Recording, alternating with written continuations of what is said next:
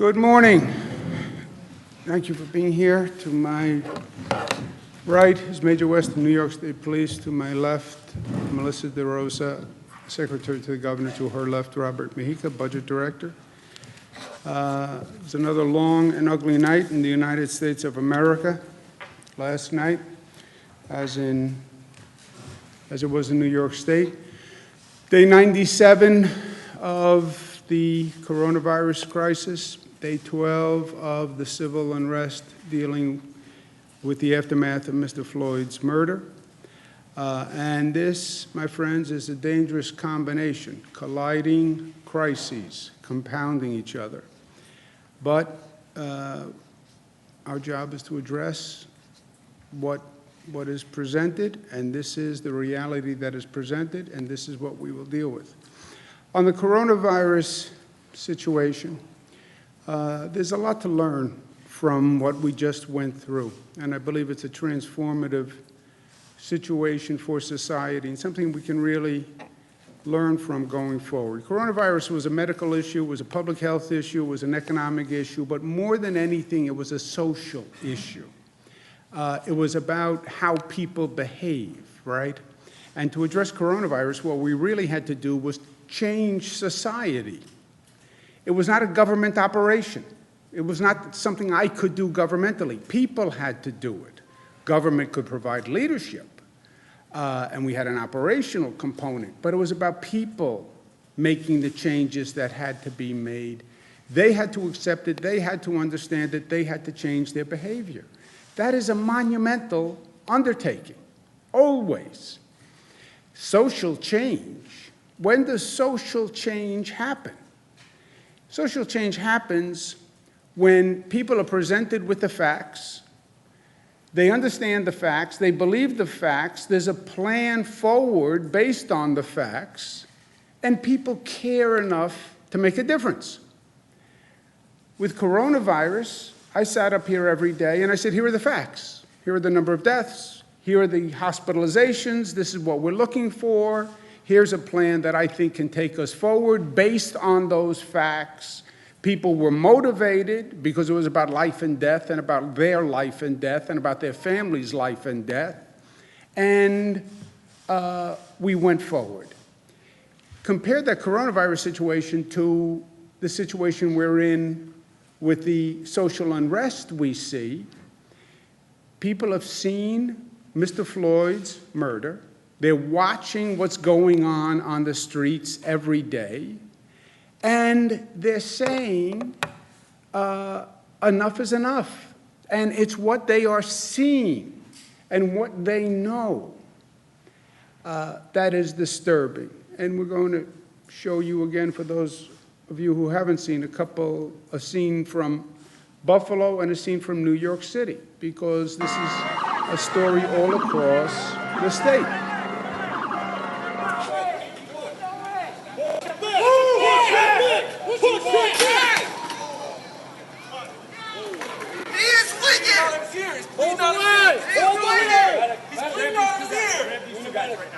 This is Buffalo, New York yesterday. I just spoke with Mr. Gugino on the phone, who is that gentleman, who thankfully is alive. But you see that video, and it disturbs your basic sense of decency and humanity.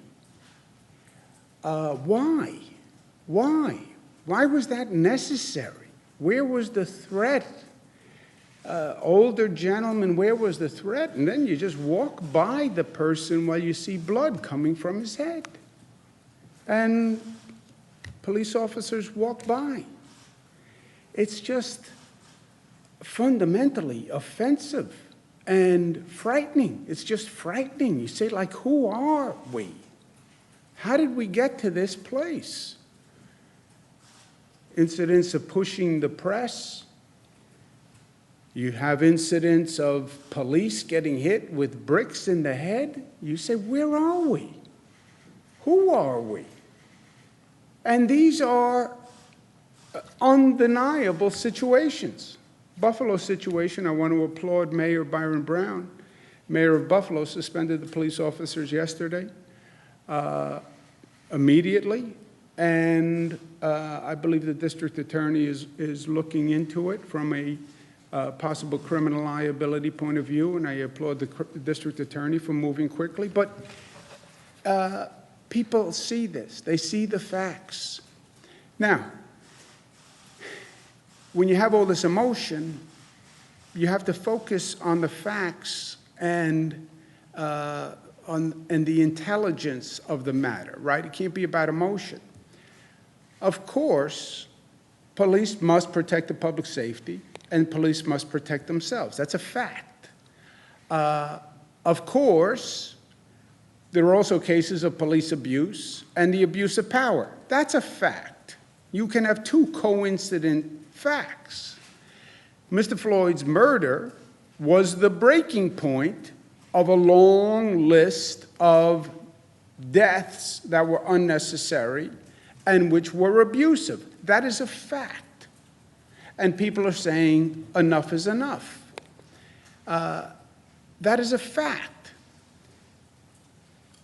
What people are saying is we must change and we must stop the abuse, and that is a fact. And New York should be at the forefront of that. That has always been New York's legacy as the progressive capital. We are the ones who hold the standard of what is the right progressive reform. And New York should pass next week what we call the Say Their Name reform agenda. Say Their Name reform agenda comes from the long list of names of people who we have seen who have been abused by police officers, by the criminal justice system. And Mr. Floyd is just the last name on a very long list. Fine, enough is enough. Change the law, take the moment, reform. There are 4 cornerstones for our Say Their Name reform agenda. 1, transparency of prior disciplinary records of a police officer. If they're being charged and investigated for abuse, their prior disciplinary record is relevant. And by the way, it's relevant one way or the other. If there were no other disciplinary proceedings, that can exonerate the person who is charged. If there are prior disciplinary proceedings for this type of behavior, then yes, it is evidentiary. But people should know. Chokeholds, we went through this with Eric Garner. Again, you saw it with Mr. Floyd's death, but we learned it first with Eric Garner and many, many other cases, by the way. Why? We've seen 9/11 calls, which are race-based false calls. A false 9/11 call based on race should be classified as a hate crime in the state of New York. We know that it's wrong for the local district attorney to investigate the police force from that county. By executive order, I did the Attorney General as an independent prosecutor. That should be codified in law. I did it 5 years ago. But these are the cornerstones of a real reform agenda that can address what is going on the street. Reform works for everyone's interest here. Stopping police abuse vindicates the overwhelming majority, 99.9% of the police, who are there to do the right thing and do the right thing every day.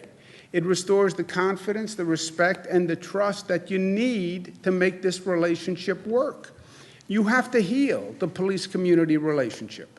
That has to happen for the sake of the police and for the sake of the community. You look at this looting that's been going on in New York City. This hurts poor communities and distressed communities. You saw many businesses destroyed that are relied upon by that community. You can't have the relationship that works one way or the other. And even in this politically partisan, racially charged environment, there is still a truth, and there are still facts. And that's what we have to focus on. That was the truth with the coronavirus. Even though it was all political and everything was partisan and Democrat, Republican, and red and blue, it was never, they offer us false choices. Coronavirus, well, do you want to save people's lives or reopen the economy? And you should reopen the economy and forget public health. Or you should take care of people's health, but not reopen the economy. It was never either or. It can't be either or.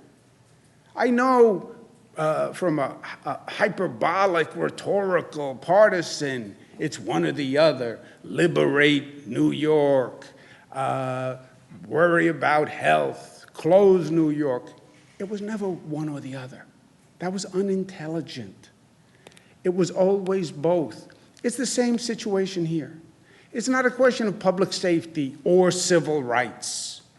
Whose side are you on, public safety or civil rights? It can't be either or. It can't be police safety or prosecutor safety. Pick a side. Which are you on? Red or blue? Democrat or Republican? Who are you with? You have to be with both. Yes, you need public safety. And yes, you need civil rights. Yes, you need police to be safe. And yes, you need the protesters to be safe. These are false choices. We need both. Even in this hysterical moment, you need to be able to hold two truths in your hands at the same time. How do we change society to make these reforms happen? How do you have a new societal awareness? Can you do that? Can you change behavior to respect one another? You're darn right you can. We know we can because we just did it through this coronavirus in a very fundamental way. You changed people's fundamental behavior, whether or not they leave the house, whether or not they go to school, whether or not they go to work. They changed themselves. Remarkably fast and remarkably effective. We have the lowest number of deaths from coronavirus that we have had since this started. 42 deaths, the lowest number since we started. 8 weeks ago, we had 800. 8 weeks. 800 people die to 42 people die in 8 weeks. Amazing. How did you do that? I did nothing. The people of the state radically changed how they behaved. Look at that progress. Lowest number of hospitalizations to date in a matter of weeks. So we know we can change, and we know we can change dramatically. People are focused. We have a plan, and that's when social reform happens, when people are motivated and people are focused. That was the Civil Rights Act nationally. That was the Triangle Shirtwaist Factory Fire, which changed labor rights in this nation. That was the environmental movement after Storm King. That was the revolution of LGBTQ rights after Stonewall. That's what we just saw in coronavirus, which will go down in history as one of the great transformational moments of society. And this is a moment to lead in terms of social change. And we will do it because we are New York tough, smart, united, disciplined, loving, and that is what the moment requires. Thank you. Questions? Yesterday night, we saw medics and lawyers, peaceful observers, delivery drivers, all be arrested and be assaulted by police officers. At this point in time, do we think that the curfew is serving its initial purpose of protecting the public, and should we rethink it at this point? Curfew is a local decision. As you know, it's made by mayors across the state. I support their decisions. The police need to protect the demonstrators, protect public safety, but they need to deal with the looters. And what the looters are doing, what looting is people exploiting the fact that police are busy. Oh, police are busy, we can now go loot because the police are busy with the protesters. The curfews are designed to let the police be in a position where they can stop the looting. And that has been a serious problem in many cities. The first answer is deploy enough police. A place like New York City, you can do that. You have 36,000 police. Some cities, you don't have enough police. You don't have a size of a force that can do everything. But that's a local decision. And look, it has been better over the past few days. You look at New York City. Looting, it was on the edge of chaos, on the edge of chaos. And now you have people who, a police force in the city that is adequately deployed. You have enough police. It's they have a better management plan, and you have not seen the looting the past couple of days. Governor, but with all... The entire protests have been sparked by the over-policing of black and brown communities. Why is it that more law enforcement is needed when the thing that they're protesting against? Have you seen the videos of the looting?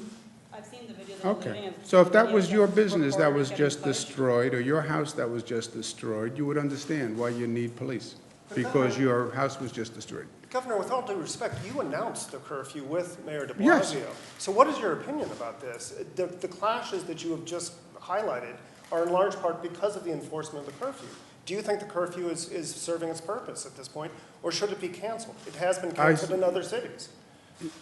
Yeah, well, let's just, I know you're the Times, but you don't get to make up your own facts, right?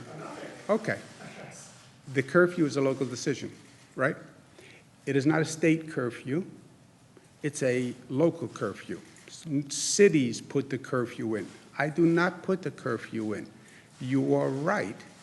I announced the curfew with Mayor de Blasio in New York City after a night of looting and craziness at 11 o'clock.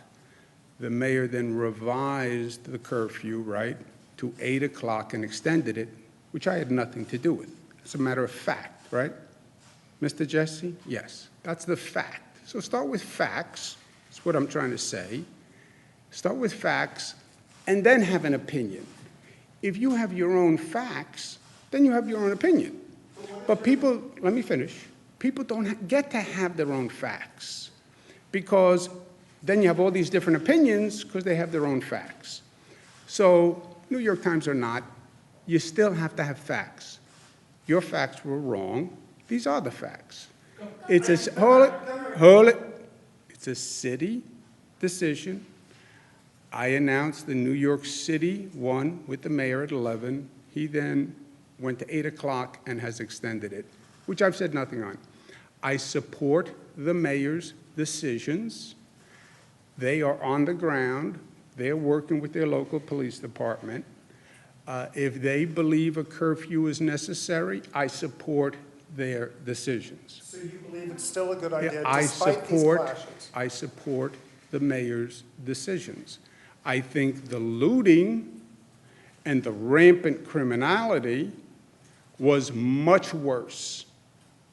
The situation we were in New York City, which spurred the curfew, was much worse.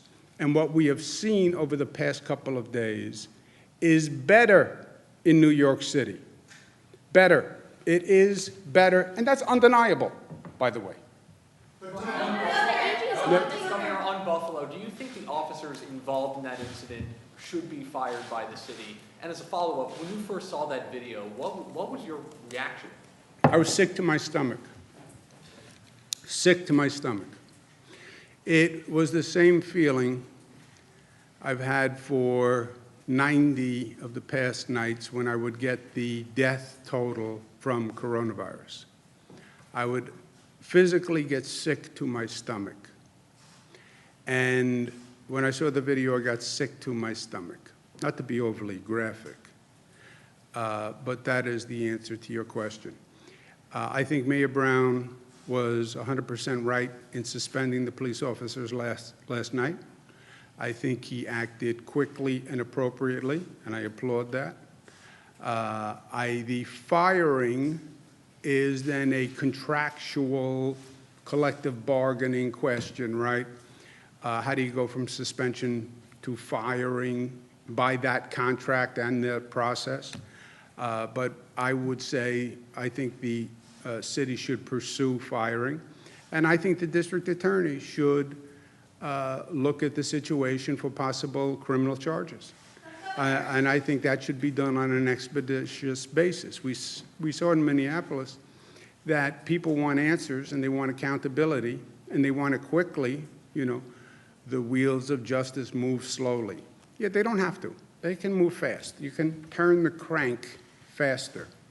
And I would encourage the district attorney not to do what happened in Minneapolis, which was the delay itself caused issues. Remember, the district attorney came out and said initially, well, there's other evidence that suggests something else. People don't want vagary. People are upset, they're angry, they're frustrated. Give me an answer quickly. Explain it to me. If there's something you know that I don't know, tell me what you know. I'm tired of secrets by government. So I would encourage the district attorney to move quickly and fairly, but quickly. And I think the mayor should, the police chief, should pursue firing and go through whatever process they have to go through. But again, look, the mayor suspended those two cops very quickly, and I respect that. Are you considering going out to any of these protests in either a show of solidarity to both the protesters and the police, as you have made a distinction between the two? But there have been protests in Albany. There's one scheduled in nearby Troy for Sunday, or even New York City, Buffalo, Rochester. Do you think that would be helpful to both the cops and the protesters if you were out there? Yeah, well, I'm talking to everyone right now. I'm also talking to the legislature about a session that's going to happen on Monday. And that's going to be a focus over the weekend. But we'll see how it goes. Sir? The governor, we've seen other leaders out there. That transcends race when it comes to this issue, and that is based on what the fundamental function of a police officer is. It attracts a certain percentage of people with toxic personality traits like hyperaggression. Is that true? And if so, is there any way to actually address that legislatively? All due respect to what we see here, most of this is on the back end once the damage is done, and you can ban a chokehold, but there are other ways that police can cause damage, and there are uses of force, which kind of goes back to, are the best people doing the job? What is your opinion on that common thought? Well, look, you have sophisticated testing mechanisms that are used to hire police. You have civil service tests that are used to hire police. You have training of police, et cetera. I don't know that there's any credence in that this occupation attracts a certain type of person. Look, to be a police officer is truly public service, and I have total respect for the occupation, and I have total respect for the people who do it. This is a tough job. It is a tough job, and you put your life in harm's way. There's no doubt about that. And also, look at this circumstance. Today, with these video cameras and telephones that have cameras, everything winds up being videotaped, right? Everything. I can tell you just personally, everything gets videotaped. You're walking in a parade, you scratch your ear, and, that's on the nightly news. Everything is videotaped. So, and remember what's happening here. I already said the Attorney General is going to investigate the police conduct. So the Attorney General is investigating in real time. This is like, new age reality TV. You have these videos. I already told the Attorney General to do an investigation. Everything they're doing is being videotaped and is being investigated immediately, because the investigation report has to be due in less than a month now. So the police officers know that they're being videotaped. They know it. The protesters know they're being videotaped. So they all know that there's going to be total accountability. It's not like the old days, you know, where you had to get a tip and a rumor and this, and you had to go back. It's all on videotape. So, and I've had these conversations directly with them. What you are doing is going to be on videotape tonight.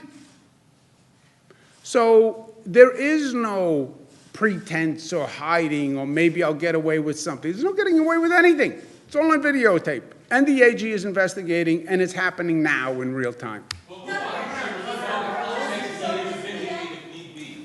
Say that, I'm sorry? Would body cameras provide the proper context, because a lot of cell phone video or sometimes dash cam video doesn't show everything?